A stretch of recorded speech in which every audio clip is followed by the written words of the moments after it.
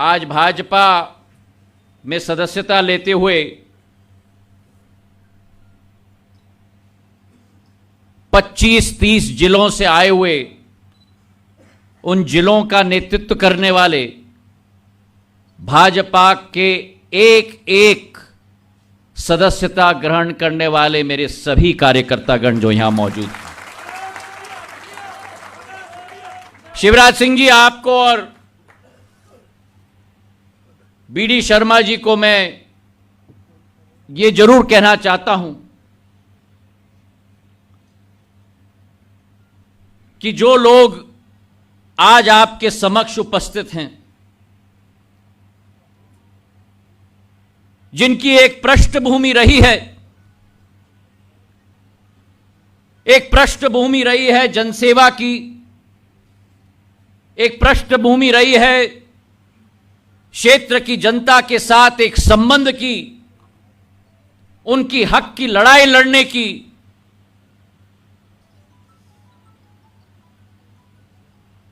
ये सारी पूंजी एक एक व्यक्ति अपना आपके और विष्णुदत्त शर्मा जी के हाथों में सुपुर्द करता है।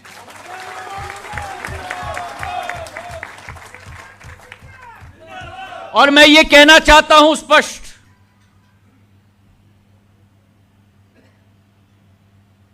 कि आज से इनकी आस्था, इनका विश्वास आदरणीय प्रधानमंत्री नरेंद्र मोदी जी में, आदरणीय भाजपा के हमारे अध्यक्ष जेपी नड्डा जी में, देश के गृह मंत्री और पूर्व भाजपा के अध्यक्ष आदरणीय अमित शाह जी में, और मध्य प्रदेश में सबसे ज्यादा आदरणीय शिवराज सिंह जी में और आदरणीय वीडी शर्मा जी में।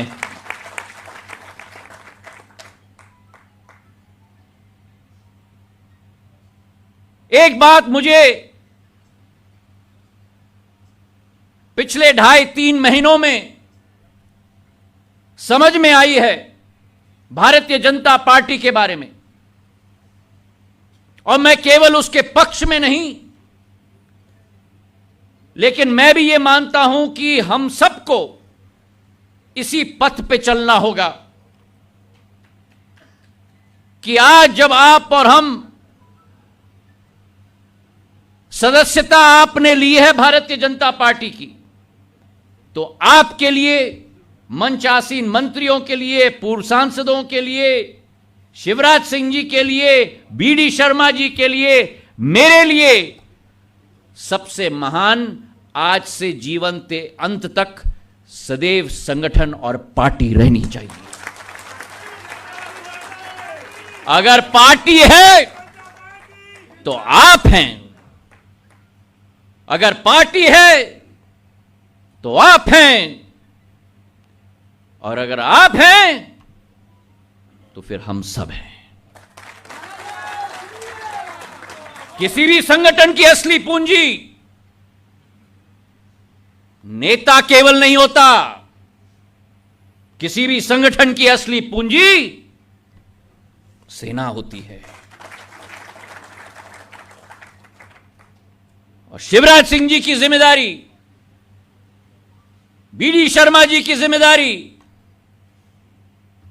यही होनी चाहिए कि इस संगठन को, इस संगठन में आए हुए नए परिजनों को आप अपना बर्धस्त प्रदान करें, अपना प्रेम प्रदान करें और अपना आशीर्वाद प्रदान करें। इन सब लोगों ने, कई ने 40 साल, 50 साल, 20 साल, 30 साल जो अपनी मेहनत है, मजदूरी है, जो पूंजी जनता के समक्ष बनाई है, वो आज आपके हाथों में और बीडी शर्मा जी आपके हाथों में सौंपी है। शिवराज सिंह जी के साथ मेरा 2004 से रिश्ता रहा है, जब हम संसद में एक साथ होते थे। पहली बार एक रिश्ता बना बीडी शर्मा जी से, और यह अतिशयोक्ति नहीं होती है अगर मैं कहता हूं कि इतना ऊर्जावान प्रदेश अध्यक्ष, सत्य बोलने वाला प्रदेश अध्यक्ष, जिनकी वाणी में मां सरस्वती स्वयं विराजती हैं। मैं तो समझता था कि केवल शिवराज सिंह जी में वो खूबी है, पर बीडी शर्मा जी भी में भी उतनी ही क्षमता है। तो आज मैं कह रहा था जब आप बाहर थे बीडी शर्मा जी, कि ये सब लोगों ने आज हमारे भाजपा परिवार में प्रवेश किया है। इनका सम्मान रखना, इनका देखभाल करना और इनको काम पे भी लगाना, ये अब आपकी जिम्मेदारी है। और मैं इतना गारंटी आपको देता हूं कि इस कमरे में एक एक बैठा हुआ व्यक्ति केवल पार्टी के प्रति संकल्पित होकर कार्य नहीं करेगा, लेकिन आपके कहने पर बीडी शर्मा जी और शिवराज सिंह जी, और मैं गारंटी लेता हूं कि आपके कहने पर अपना जी जान लगाने के लिए तैयार हो जाएगा। यहां बैठा हुआ एक एक व्यक्ति के पीछे एक पूरा समुद्र है, जज्बात है। सामान्य तौर पर आज राजनीति बहुत बदल चुकी है। जिन महान व्यक्तियों पर ऊपर हमने अब ये पुष्पांजलि की, उस समय में राजनीति अलग होती थी, आज राजनीति अलग हो गई है। लेन देन का रिश्ता हो चुका है। लेकिन मैं आपको गारंटी से कहता हूं कि यहां बैठा हुआ एक व्यक्ति लेन देन के आधार पर नहीं, लेकिन भावनाओं के आधार पर अपना खून भी देने के लिए तैयार होगा।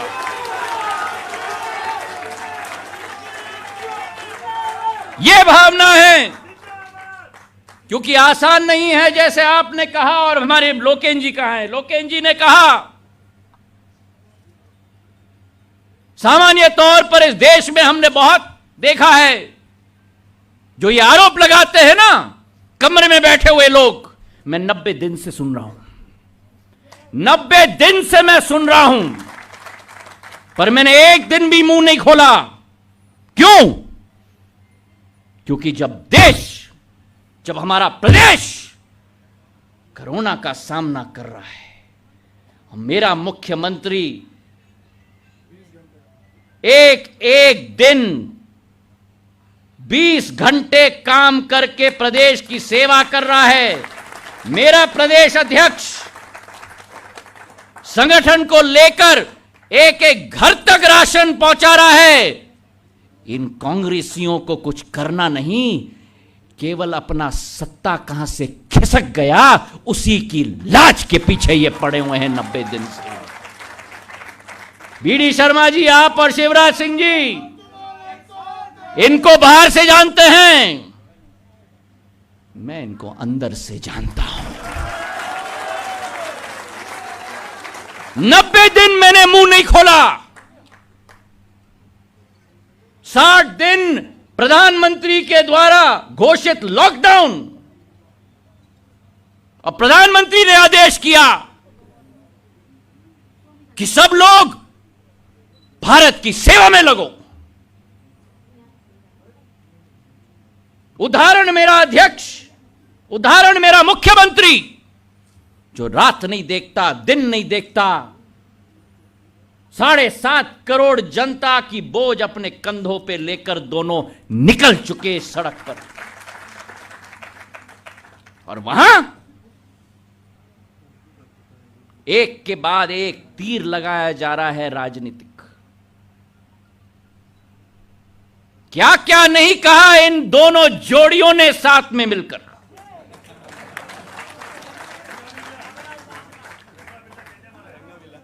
मैं इन शब्दों का इस्तेमाल नहीं करता। जो कड़वापन महसूस हो रहा है कि कुर्सी कैसे चली गई, इनको चिंता मध्य प्रदेश की नहीं। बीडी शर्मा जी और शिवराज सिंह जी,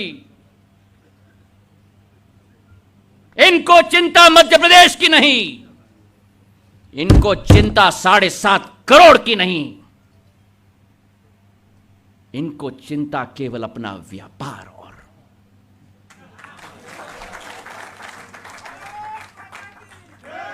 90 दिन में पूछना चाहता हूं, क्या ये घर से निकले सेवा के लिए? भारतीय जनता पार्टी का एक एक कार्यकर्ता सड़क पे था, कोई राशन दिलवा रहा है, कोई प्रवासी मजदूरों का देखभाल कर रहा है, ऊपर से नीचे प्रधानमंत्री, भाजपा का राष्ट्रीय अध्यक्ष, गृह मंत्री, मेरा मुख्यमंत्री, मेरा भाजपा का प्रदेश अध्यक्ष दिन रात एक कर रहा है सेवा में। मैं धन्यवाद देना चाहता हूं सिंधिया फाउंडेशन के मेरे कार्यकर्ताओं को भी, मेरे अनुपस्थिति में, क्योंकि लॉकडाउन था, एक एक गांव में, एक एक शहर में राशन बंटवाने का काम किया। मैं दिल्ली में लॉकडाउन में कैद था, लेकिन 460 लोगों को देश के अनेक प्रदेशों में जहां अटके हुए थे, विदेश अटके हुए थे, उनको घर वापस लाने का काम किया।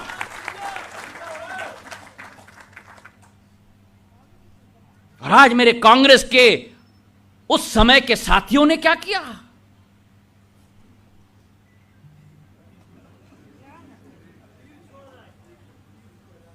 यह है जनसेवा। अरे जब महामारी में सेवा नहीं कर सकते तो क्या कुर्सी पे बैठ के सेवा करेंगे? ये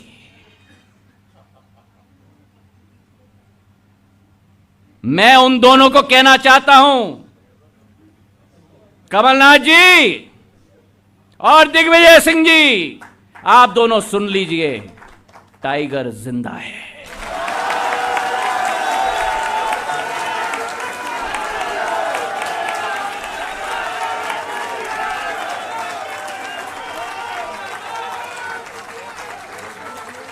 मैं कोरोना से ग्रस्त हो गया,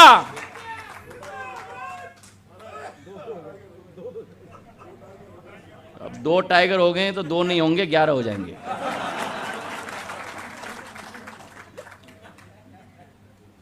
मैं कोरोना से ग्रस्त हुआ, लेकिन उस समय भी अस्पताल में मैं 9 दिन रहा, लेकिन उस समय भी कोई विषय आया तो मैं बीडी शर्मा जी, शिवराज सिंह जी और मेरे भाजपा के एक एक कार्यकर्ता के साथ मैं संपर्क में था। यह सेवा भाव कोई खरीदा नहीं जा सकता। कमलनाथ जी और दिग्विजय सिंह जी, ये या तो आपके दिल में है या नहीं है। ये दिखावे का खेल नहीं होता, ये अंतरात्मा का खेल होता है।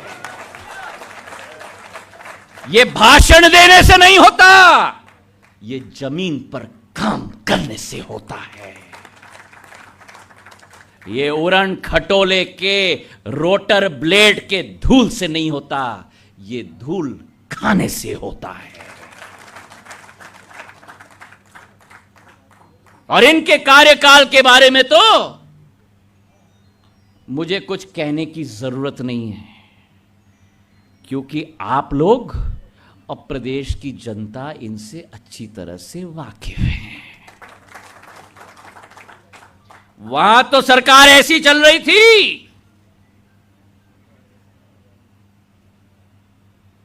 कि कुर्सी पे किसी को बिठा दिया और चाबी किसी के हाथ में। सही है कि नहीं? बोलो। शिवराज सिंह जी सही है कि नहीं? बीडी शर्मा जी सही है कि नहीं? आगे कोई और पीछे कोई, और काम केवल एक। सुन लो भैया, धंधा ही धंधा।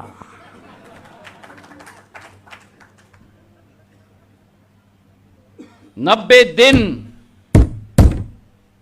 हो चुके हैं, संग्राम का समय आ रहा है, और यह मैं ऐलान करना चाहता हूं आपको कि बीडी शर्मा जी, शिवराज सिंह जी और मैं कोई सत्ता के खेल के पीछे नहीं है। आज मुझे मेरे प्रेस के लोगों ने पूछा, कैसा लग रहा है आपको सिंधिया जी? मंत्रिमंडल स्थापित हो गया 90 दिन बाद। मैंने अपने मीडिया के दोस्तों से कहा कि यह मंत्रिमंडल स्थापित नहीं हुआ है। दिल्ली में मेरे नेता बैठे हैं, प्रधानमंत्री जी, जो अपने आप को कहते हैं प्रधानमंत्री नहीं लेकिन प्रधान सेवक। और आज अगर मध्य प्रदेश में प्रधान सेवक बैठा हुआ है प्रदेश का, तो यह मंत्रिमंडल की टीम गठित नहीं हुई है, यह सेवकों की टीम गठित हुई है। और 3 सहभागी जो इस मंच पे बैठे हुए हैं, गोविंद राजपूत जी, तुलसी सिलावट जी, हरदीप सिंह जी,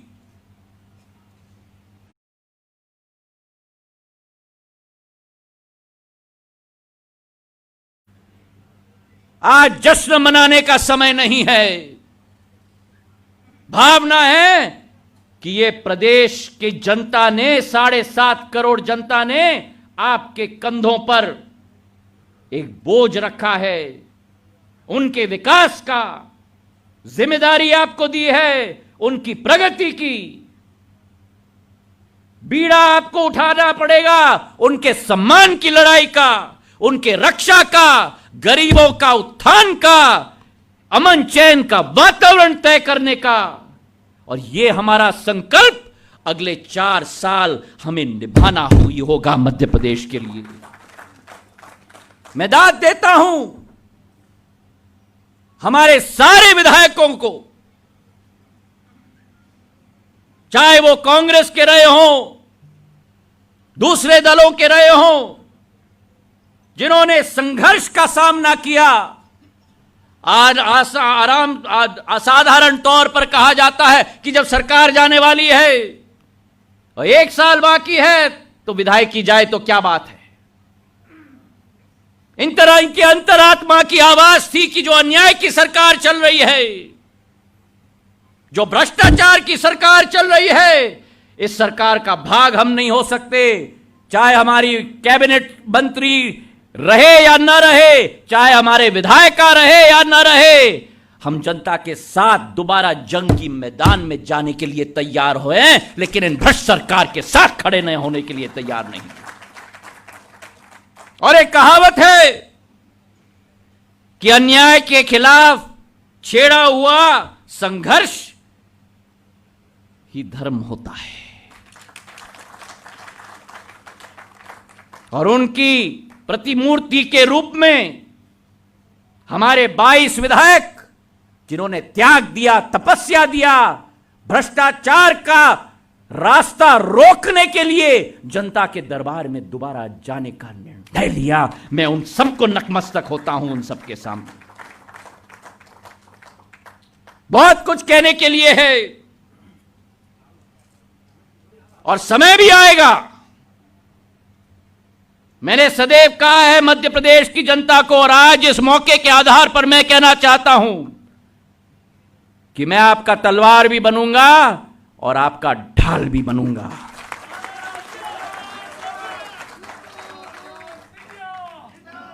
सदैव सिंधिया परिवार ने सत्य का साथ दिया है, क्योंकि सत्य परेशान हो सकता है लेकिन सत्य पराजित नहीं हो सकता।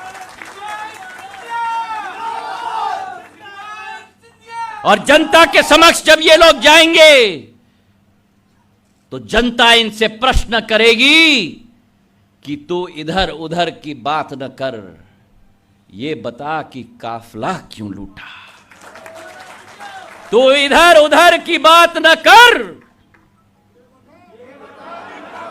मुझे रहजनों के साथ गिला नहीं, तेरी रहबरी का सवाल है। तो आप लोगों का स्वागत है, मेरी भारतीय जनता पार्टी में आपका स्वागत है।